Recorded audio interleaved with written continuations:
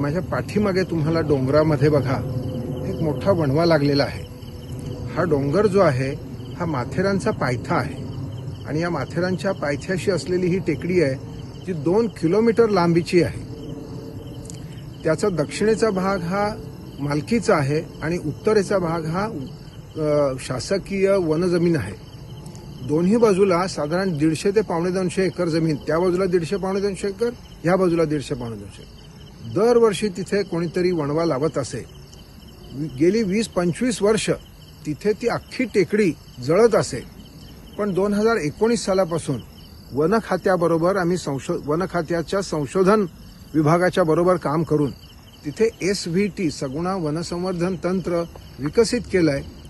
2 kilometre लांबीची जी लक्ष्मण रेषेसारखी एक रेषा आपण तयार केलेली आहे, ज्याच्यामुळे तो वणवा पलीकडच्या बाजूनी, दक्षिणेच्या बाजूनी, उत्तरेच्या बाजूला आलेला नाही।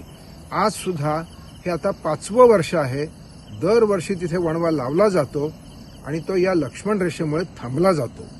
हे एक जगामधलं फार मोठं आश्चर्यकारक काम इथे आपल्या महाराष्ट्रामध्ये उभं राहिलेलं आहे आणि ते फार यशस्वीपणे राबवलं जात आहे।